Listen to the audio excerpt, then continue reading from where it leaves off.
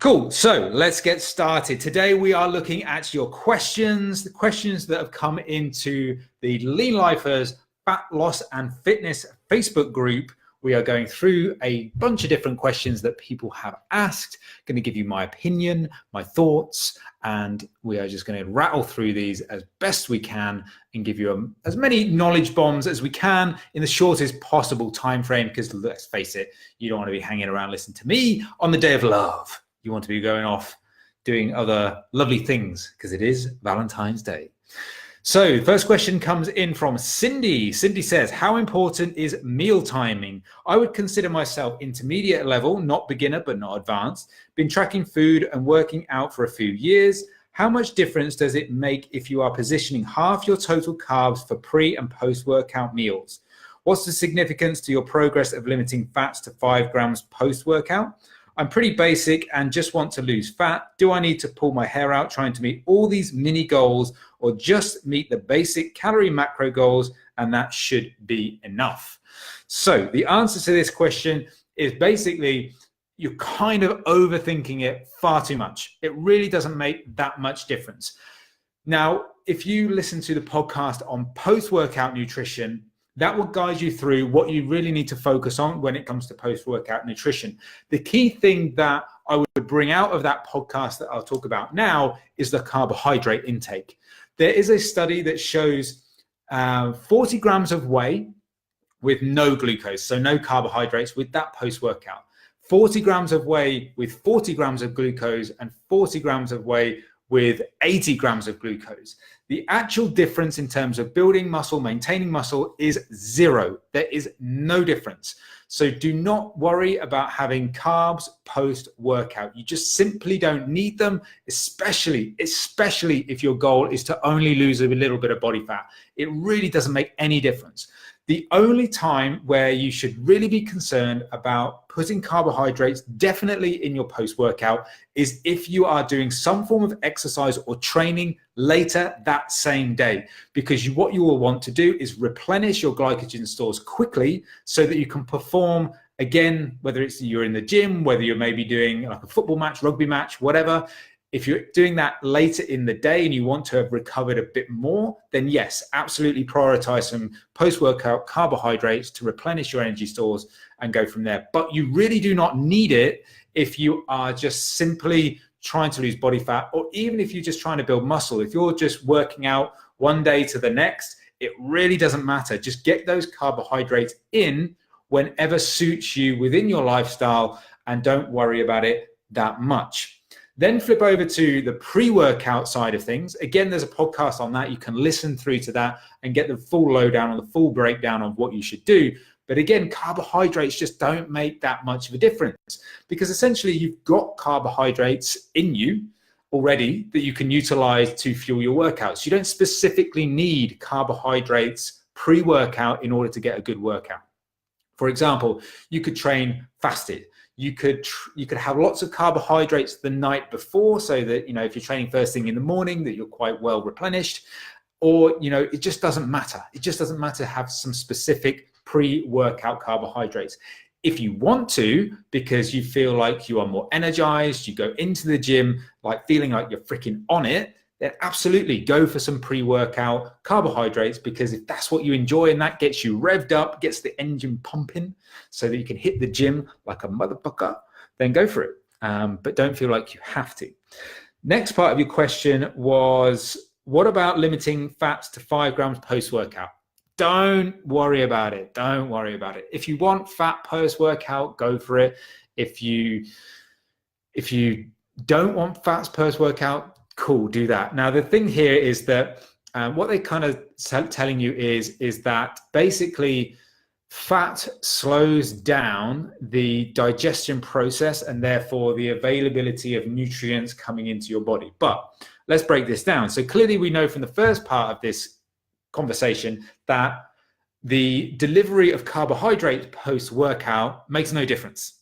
So if fat slows that process down, who the fuck cares? Nobody.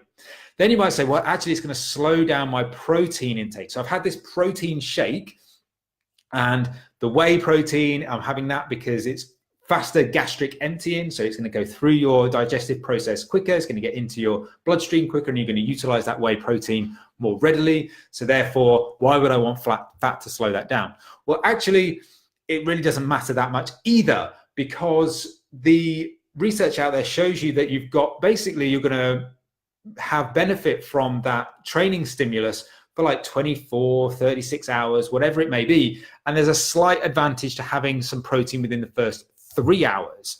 So even if you had a bit of fat with your protein shake, whether you dump a little bit of peanut butter in it, it's just not going to make any difference whatsoever in the grand scheme of things, in all the things that you've got to think about in terms of nutrition, of all the things that you're trying to struggle with. Having a bit of fat in your post-workout shake or whatever just really doesn't make any difference whatsoever. And we could go into the complications around the intricacies of gastric emptying and what's actually going on. But I think for the purposes of this question, especially like you're saying that your goal is just you want to lose fat, I'm not going to go and overcomplicate the situation by explaining all of that. I just want you to really kind of think about this as you do not need to worry about it to a greater extent than that. It's almost as if get a bit of protein within 3 hours and have carbohydrates if you want it, have fat if you want it. Just don't really overthink it and tie yourself up in knots is what I would say. Cool. Question 2 comes from Erin. Erin says, what are drop sets, top sets, whatever sets? I know I can always Google those words, but you have a more entertaining way of explaining these things. Well, thank you, Erin. I take that as a massive compliment. So let's see if I can make drop sets and so on and so forth entertaining. Let's see what we can do here. So let's start with top sets. That's an easy one. So a top set is a reference to the set you're going to perform of a certain exercise where you basically go balls out. It's balls to the wall.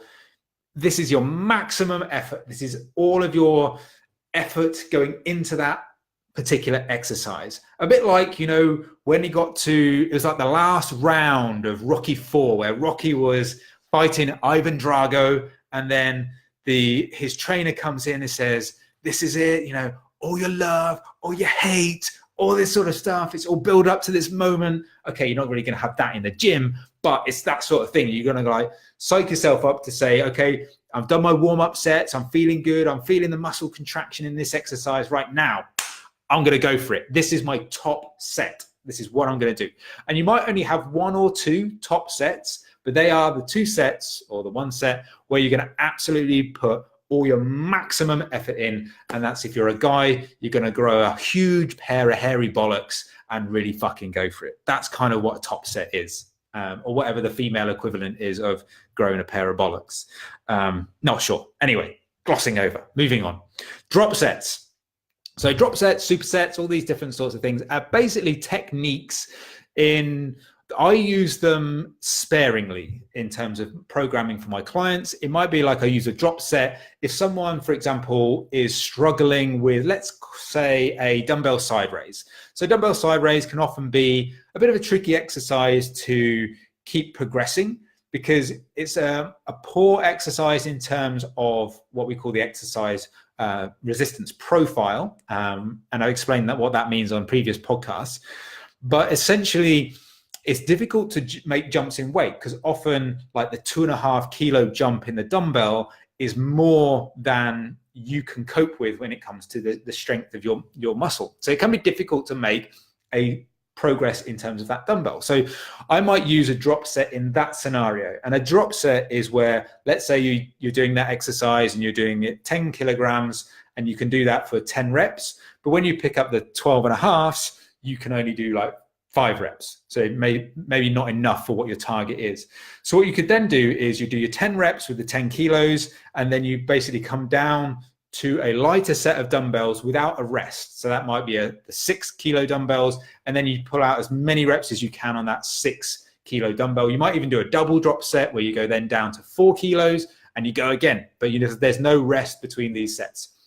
Supersets is basically you're just doing 2 exercises back to back with no rest. Often they're kind of like opposing body parts. So you might have a bicep supersetted with a tricep exercise. You might have a chest exercise supersetted with a back exercise, and so on and so forth. Again, I use supersets within client programs really for a time-saving perspective, because if I have a lot of people who are busy with work and things like that, maybe training in the morning before they go to work. So really they need to get in and out of the gym as quickly and as efficiently as possible. But we want to keep increasing training volume, keep challenging them, keep doing all these different sorts of things.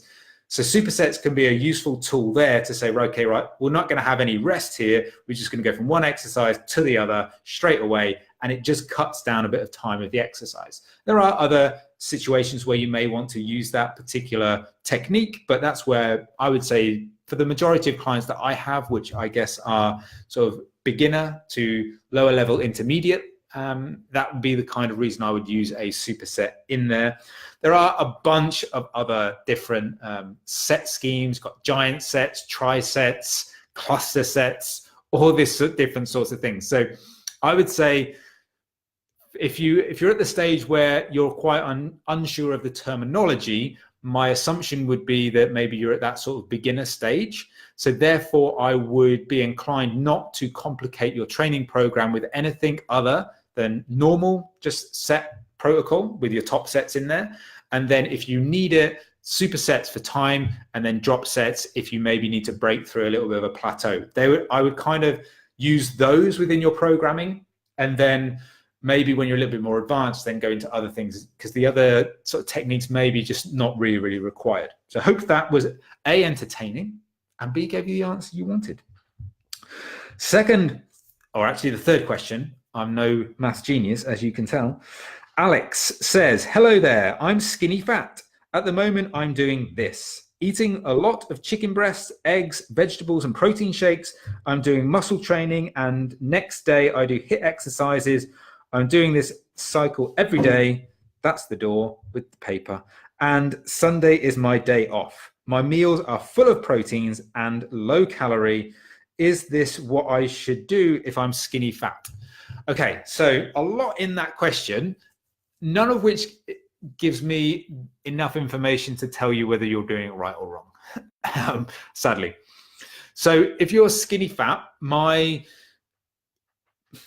advice would be A, to go and listen to the podcast on cut or bulk, the skinny fat dilemma. That will give you an understanding. The first thing that comes back is always going to be your calories. So in here, you didn't mention whether you're in a calorie deficit, surplus, or maintenance, or even if you're tracking, or even if you know either. So my first point of call would be, what are your calories? Your calories should reflect the fact you're in a deficit, because if you're skinny fat, I'm assuming you want to lose some body fat first. You're probably new, so therefore you're going to have potential to build muscle in that deficit. So therefore, I feel like, from just reading between the lines, that you should be opting for a calorie deficit. So that would be the first thing. Now, all of those things are okay, like chicken, eggs, vegetables, protein shakes, although protein shakes are not magical, so don't worry about that too much. But again, it has to be calorie controlled. So are your calories on point? Then if they are, then great, keep doing what you're doing. Keep the protein up to around 1.8 to 2.2 grams per kilo. You'll be absolutely fine. And the weight training, yes, you need to be doing weight training. Not sure about the HIIT exercises the next day, or how many days of weight training you're actually doing. But my assumption would be you should be doing anywhere between 3 to 5 weight training sessions, probably as you're a beginner, 3 to 4, I would say. 3 to 4 weight training sessions per week. I personally wouldn't be doing HIIT as well as that. I just don't feel there's a need for it. If you enjoy it, cool, go for it. But I don't think there's a need for it. And then again, so it sounds here, your Sunday is your day off. So you're doing 6 days a week. So it sounds like you're doing 3 days a week of weight training, 3 days a week of HIIT. Yeah, if you enjoy the HIIT, do the HIIT. I personally wouldn't, but that's your shout. But effectively, yes, you want to just be weight training and then managing your nutrition and then giving it time and patience. Emma comes up with a question that says, if you are managing your calorie deficit and protein intake on a daily basis, eating throughout the day, what, if any, is the benefit of intermittent fasting? Great question. So the answer to that is not much, if at all. So again, intermittent fasting is not a huge great thing. And again, like bring it back to basics. Most people, all they're ever doing is skipping breakfast, and that's it. So, you know, if the way that I use intermittent fasting with a client is if potentially it will help them to adhere to that calorie deficit. Someone who comes to me and says, I'm really getting really hungry in the evening, I want bigger meals, I'm getting cravings later in the day. First thing I may suggest to them is intermittent fasting or a slightly smaller breakfast. So they save calories for the afternoon and the evening, because most people have good willpower first thing in the morning. So you don't like generally wake up feeling, I want chocolate right now. It's more like later in the day, you get these sort of cravings, mainly through boredom. But yeah, so I would say that intermittent fasting, if it suits you and that suits the way of eating, brilliant. It doesn't offer really any additional benefit in terms of weight and fat loss. It definitely doesn't offer you any benefit in terms of building muscle. In fact, it's probably not optimal if you want to build muscle. But if you want to lose body fat and it helps you to adhere to a calorie deficit, go do it. But it doesn't really offer you any magical benefits. So don't worry about missing out, I would say. Finally, James comes along with a question that says, these things where you see the crazy results within 3 months, is there any truth to any of it? Is it possible to lose 3 stone in 3 months? Now, 3 stone, if my maths is right, is like so 42 pounds. Is that right? 42 pounds. I probably got that wrong, but it's probably over 40 pounds in 3 months. I'd say that's not realistic for most people. You probably get all these exceptions where somebody's gone on a, like maybe someone who's obese has maybe one of the more drastic interventions for someone that's obese would be alternate day fasting, which is not necessarily that extreme, but effectively you're eating one day, nothing the next day, and you're just repeating that. That can accelerate fat loss because obviously you're just not eating on one day. And if you eat normally, then your calorie deficit is going to be huge. But most people aren't going to do that. Now, there are 3-month transformations that are really, really remarkable and they are genuine. However, it depends where you're looking. So if you're following a reputable coach who's got a good reputation, you can more as and near as damn it assume that they're going to publish good quality, honest transformations. If you're going to these companies where they're selling their skinny teas and their detox juices and shit like that, probably there's a few bit of doctoring going on there. Maybe there's some unscrupulous coaches out there who use a bit of Photoshop and all that sort of stuff, or just change the dates on the fucking thing that said, well, actually this took 3 years, but I'm going to say it took 3 months. Yes, you're always going to get that. Now, my thing would be just don't focus on it.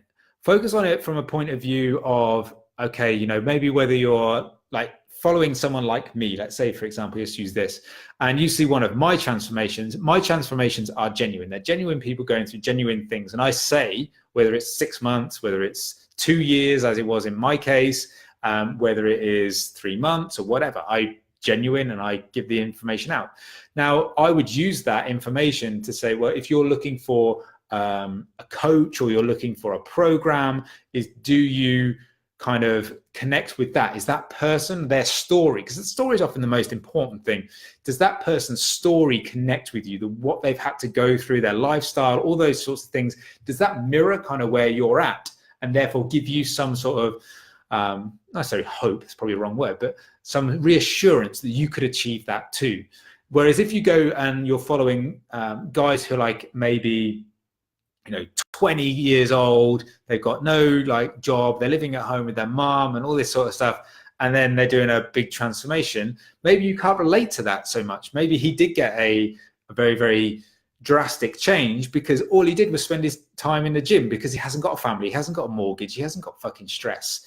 So it's much, much easier in that sense. So again, like transformations, yes, there's going to be a bunch that are absolute horseshit. They're going to be a bunch that are really honest and really good. They're going to be a bunch that are honest and kind of like you see noticeable changes, but maybe not the complete sort of like obese to shredded on stage in 12 weeks. You're going to get all different sorts of mixtures. And that's why a lot of coaches you'll hear say, don't compare yourself to anyone else and all these different sorts of things, because there's lots of things going on inside your life which influences how quickly you can make progress.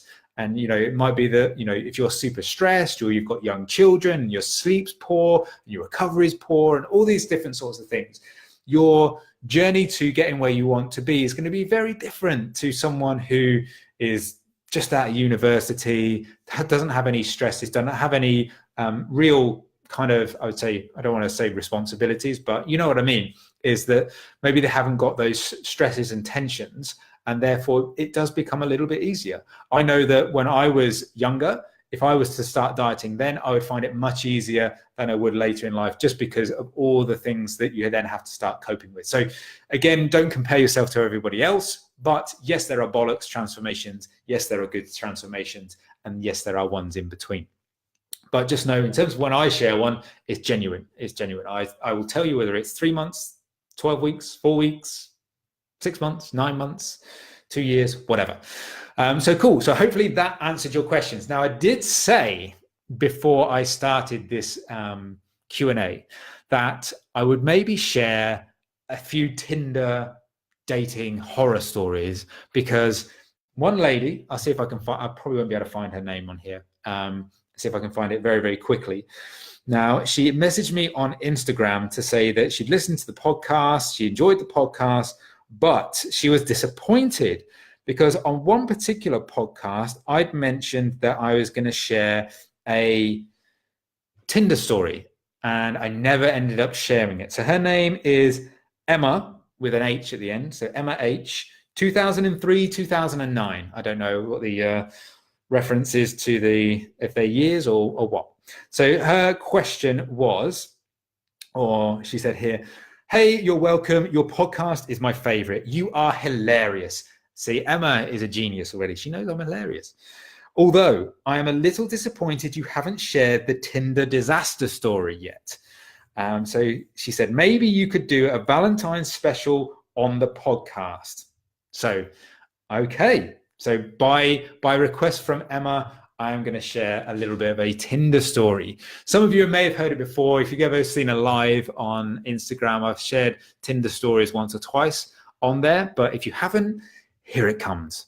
So this one, I'll share two with you. I'll share two because I'm nice. It is Valentine's Day.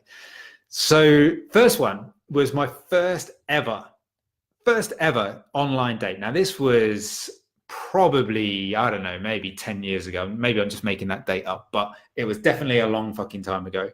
So I didn't really know how the whole dating online thing kind of worked. I was just there going, there wasn't even no Tinder then. No Tinder, no Bumble, no swipe right, no swipe left. It was all like Plenty of Fish, Match.com, all that sort of shit. Old school, where you had to message someone. You had to actually use your fucking wit and intellect to connect with someone. So I connected with this particular girl, messaging backwards and forwards. Yeah, it's cool, great. Yeah, let's meet up. So I didn't know really kind of what to do. So basically I just said, yeah, do you want to meet up? And she said, yeah, cool. So I said, I'll come to meet you. So you feel comfortable in your surroundings. You can pick the venue so that, you're not meeting this strange dude in some strange place that you don't know. So she lived in Peterborough. Now that is quite a distance from me, maybe 40 miles or so. So one evening I drove up to this pub that she'd picked, and I was a little bit early. So I sat in the corner, and I started playing on my phone, doing a few bits and pieces here and there. And I had a drink, and then this woman came in through the door, and I had my head down while I was playing on my phone. And then she came up to me and she whispered, "Excuse me, is your name Simon?" And then I looked up and my face must have said, "Who the fuck are you?" I didn't say that out loud, but that's what went through my head, because she looked nothing like her fucking pictures. Nothing. This was like, having, I don't know, fucking just two fucking different people in front of me. So I was like, how the fuck have I wound up in this position where I've got, chatting to this girl online, and now I'm stood in front of this fucking woman who doesn't look anything like her pictures. And she wasn't better in person than she was in her pictures. It was the other way around. So I was like, fuck, what the hell do I do now? So at the time, I had a flatmate. So what I did was like, okay, I asked if she wanted a drink and all that sort of stuff. She said, yeah, cool, I have a drink. And so I said, I'm just going to go to the gents and then I'll come back. That was my tactic. So I was on the phone to my friend, my flatmate, and saying, right, what the fuck do I do? And bear in mind, my flatmate was a female, so that was good. I thought she was going to give me some wicked advice to say, okay, yeah, do this. This is how this whole thing works. So I was on the phone and said, what the fuck do I do? She don't look anything like her fucking pictures. So she said, right, what I'll do is in about 20 minutes time, just so it looks realistic, I'll phone you to say your dog's died. And I was like, right, that's a shit idea because I don't have a fucking dog. And she knows it because we've had the conversation about what pets do you fucking have. And she said, don't worry about it. Don't worry about it. It'll work. It'll work. So I went back out and so I had to kill 20 minutes. So I was there with the drink and fucking, I was making small talk about, what you do and all that sort of shit. And turned out she'd got married at 16 to a guy who was 26 and they'd been married for like 10 years and then they split up or whatever. So then I was like, oh, that's a bit, don't want to get involved in that conversation. So I asked her, where'd you like to go on holiday? Because the conversation had got a bit dry by that point. I wasn't too fucking interested in the conversation either. So I started scraping the barrel of those first date questions. So I asked her, where'd you like to go on holiday? Her response was, I don't have a passport, so I haven't been abroad. Oh, okay, that's weird, but maybe that's okay. I don't know. I find that a bit weird that you not got a passport. But anyway, so I said, oh, okay. Did you go on holiday in the UK anywhere? Again, we're scraping the barrel hard here. And she went, no. I said, she said, and then she said the genius thing of, I've actually never been outside of Peterborough. You what now? I've never been outside of Peterborough. Really? Not even to the shops or just down the road to the next town? No, never been outside of Peterborough. I was like, what the fuck? Are you actually a normal fucking person? Because I'm not trying to be harsh here, but never been outside of a fucking town ever. And I said, what about your honeymoon when you got married? Oh no, we just went to a hotel in Peterborough. I was like, for fuck's sake, who is this person that I've got on a date with? So anyway, I was like, what? This is just fucking ridiculous. And in the end, I got the phone call, dog's died. I was like, yeah, dog's died, love. See you later. Fuck off. I'm in my car and then I'm on the way back home. So that was my first ever dating experience on online. The next one is a bit more recent. I'd say this is 2017, I'm going to guess, 2017. And this was where I've told this one many, many times on Instagram as well. And I feel really bad for saying this, but it's fucking true. I feel bad, but it's true. I can't hide how I feel.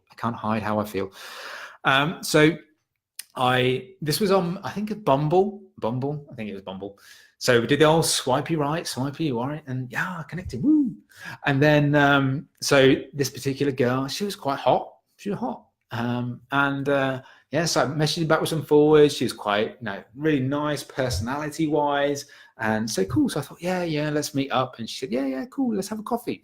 So then we arranged to meet for coffee, which was cool. I'd learned by then, don't travel too fucking far. So this was 14 miles, something like that. So even if it went fucking wrong and she'd never left freaking Coventry or wherever it was we went, then I was okay. I could, no harm, no foul.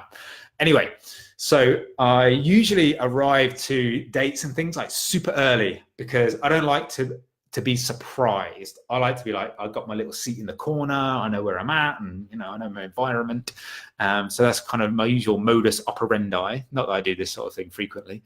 I've learned from my mistakes that don't fucking online date frequently because it's a waste of fucking time. Anyway, so she was already there. So I was like, fuck, my plan's gone awry here. This girl has arrived far too fucking early. So I was like, shit, she's worse than me. So she was just in the sort of coffee shop and I went over and said, hi, Simon. And she said, do you want a drink? Do you want a coffee? She's like, oh, no, I've already got one. I said, okay, cool. I'll just go grab one and I'll be back in a second. Cool. Off to a good start. We actually had a little chat. She looked like her pictures. We were off to a fucking good start. Then I got my little latte. I was drinking lattes back then. Apologies. Then I sat opposite her, like you and me are now on this screen. And then I just, opened up with a question. How you doing? Da, da, da, da, da, da. And then I was like, yeah. Then it happened. She smiled, which usually when people smile, that's a good thing. People look better when they're smiling and all that sort of stuff. But what I hadn't been able to ascertain from her pictures online was that she had 3 fucking teeth on her bottom gum. Now that is a fucking surprise. If you've never expected to see a real hot girl with 3 fucking teeth on her bottom gum, you will, I dare you not to have a mouth wide open in shock and not be able to speak for the next 5 minutes. I challenge you to be able to do something different to what I did, because it was a fucking shock. I was like, what the fuck? You look like a fucking meth addict. But so that was that. And I was like, oh my fucking God, what is this? And I basically did exactly the same thing that I did with the first girl, although I didn't have a flatmate this time. I just went to the toilet. That's my sort of, if anybody listens to this ever goes on a first date with me and within the first 10 minutes I've gone to the toilet, it's a bad sign. That's a bad sign. It's either I've gone to phone someone for help or I've gone to collect my thoughts to decide how I'm going to make the fastest exit possible. If I obviously go to the toilet further into the day, that's just because I fucking need a wee. But if it is a case of me going in the first 10 minutes, you've had it. You might as well, if I go, you might as well go, because in some cases, I'm looking for the escape route out the fucking toilet door, out the toilet window, let alone fucking actually ending the date in a sensible way. Anyway, so I was like, fuck, how the fuck have I missed this? She's hot. And how have I missed the fact she's fucking got 3 teeth? So I was there scrolling through her pictures. So I was like, we're connected on Instagram or whatever. So I was like, fucking, where the fuck are these pictures with her teeth? And every picture where she was smiling, you could only see the top. It's like that. I was like, oh, that's fucking this, like, Trade Descriptions Act. This should be a fucking thing that you're not allowed to do this. So then I was like, oh shit, man, what do I do? So I'll walk back out. So I was like, I did the manly thing. I didn't escape through the toilet window. I did the manly thing. I went back to the seat, sat down, and then just had a little bit of a chat. But I made sure that I drank my latte. You've ever seen someone drink a hot, raging cup of coffee faster than I have, I will gladly challenge you, because I finished that thing with fucking for quickly. And then I was just like, oh shit, I've got a thing. I remember a thing. Everyone's got to have a thing. I didn't even explain what the thing was. I just go, oh, I've got this thing. I just completely forgot about the thing. And then so I fucking left. And then I was just like, no, I'm never going to talk to you again. So I totally ghosted that young lady. And I feel sorry, because obviously, she was a pretty girl and she was really bubbly personality. So I feel really bad, but I just couldn't get over that fucking shock of fuck me. What the fuck? And then, okay, well, let's go into a third one. I'm on a roll here. So the third one, because I've got millions. I think, like, in terms of online dates, I could probably say I've met I don't know how many I've dated, but let's say like 3 have actually been nice people. I don't know, tell a lie. More have been nice people, but 3 people have actually sort of like got on well with. Others have been nice, but there's been like teeth issues. So we've kind of not been taking that further. And that, interestingly now, I mean, I've got a profile on Tinder and Bumble and all that sort of shit. So if you ever find my profile, then it will say on there now, must have own teeth. That's one of my requirements on Bumble. So yeah, so be warned, I'm checking for smiling pictures. And if I don't see smiling pictures, I'm fucking asking for dental records. So be warned. Third one. So yeah, there's tons, but fucking hell, we haven't got all day. So the third one was this girl who was a like a figure competitor. Now this was again probably 2017, so a little while ago, and on paper would be like a great match. So I'm just like super into fitness. She was into fitness. She was doing her competition thing. Okay, I'm not into competing, but there's obviously a clear common ground in terms of the gym. So she seemed nice in her pictures, and she seemed nice on message. So we agreed to meet up in the same town as the toothless lady. So maybe I should have had that as a bit of a warning that maybe it's a town full of weirdos. Maybe, I don't know. But so we met up, and I quickly realized that there's what you maybe think is a good match on paper definitely doesn't work out like that, because she, again, I don't want to be too harsh because she was actually nice-ish, but it ended up me for 2 hours, literally doing a 2-hour fucking monologue about my life. Because she had an inability to converse. So she didn't ask any questions. Any questions I asked of her was a one-word fucking answer. So I was like, shit. So now I just got to like now fill this like 2 hours. Like, fuck me, this is like, it's like doing a podcast for 2 hours because you're no one talking back to you, just chatting shit for 2 hours. So I was just talking. I think like the only question she asked me was fucking, what are my macros? And how much porridge do I have for breakfast? I was like, for fuck's sake, Jesus Christ, is this what we've come to? So please don't ask me what my fucking macros are on a date. I will fucking die of boredom. So yeah, so she was okay, but it was just like this whole thing of just like me just talking. Now you might say, well, you actually fucking love talking because that's all you ever seem to fucking do. But hey, that's where we're at. Anyway, so they were my 3 Valentine's Day Tinder stories. I haven't got a recent one to tell you. These are all like old. So like, yeah, 2017 and further back than that. But yeah, that's where we are. So I did promise you a couple of Tinder stories. You had my Tinder stories. So there you go. So I think we're going to wrap this one up, and we are going to say, enjoy your Valentine's Days. Enjoy whatever it is you're doing with your loved ones. If you're on your own, enjoy solitude, ice cream, and Netflix. And all I say is keep living the lean life, and I'll see you for the next one. Catch you later. Bye-bye.